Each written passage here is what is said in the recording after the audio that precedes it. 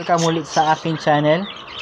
Itong episode na to, kikilalanin natin yung mga parakeet lover natin, kung babae ba sila o lalaki.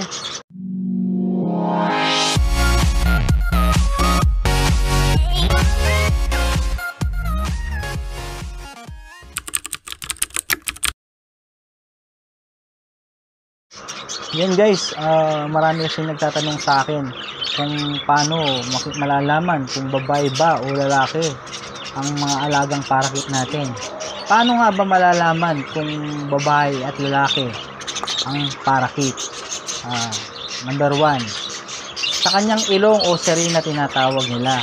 Doon natin malalaman ang kanilang gender.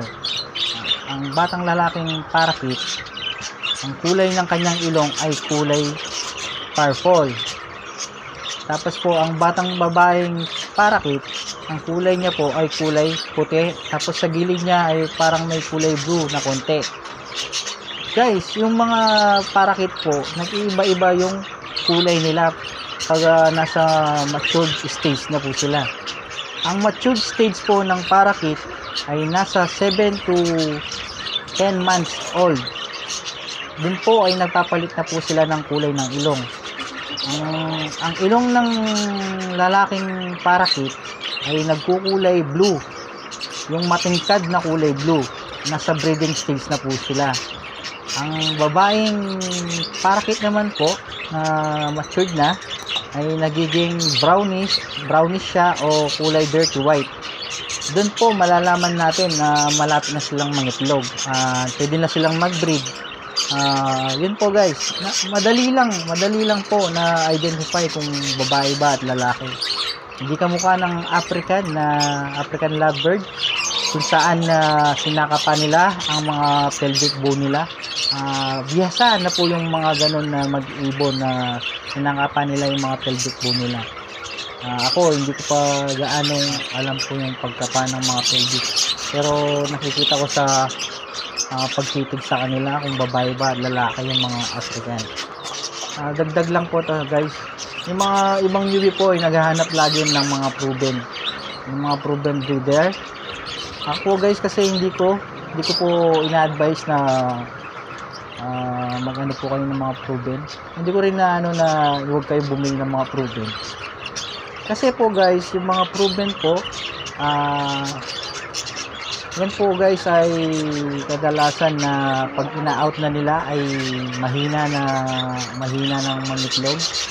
Minsan kung hindi na sila nakaka-reach dun sa itlog na nila at mahina ng magpisa.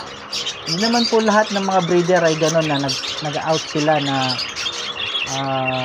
tawag dito na mahina ng mangitlog yung mga ibon at matanda na. Yaman guys, kaya sila nag-out ng mga proven. Yung iba nagki-quit na. Tapos yung iba nagbabawas sila ng mga proven nila kasi minsan marami silang mga breeder. Kaya nag-out sila. Jackpot na lang yun sa mga bibili na mga seller na yung mga nagbabawas at nagki-quit sa mga ibonan nila. Pero guys, ako talagang nagsimula ako sa young. Kasi malalaman mo kung mga behavior ng mga ibon mo at kilala mo sila. Magkakaroon kayo ng mga bonding at masarap sa pakiramdam pag nangitlog na sila na tis lang, hintay lang nga. Sabi nga nila, ang mainip ay talo.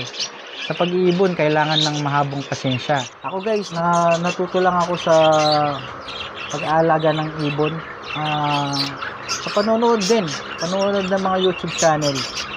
Meron akong pinapanood ngayon na YouTube channel kung saan napakarami nilang binibigay na idea sa mga mag-ibon na katulad ko.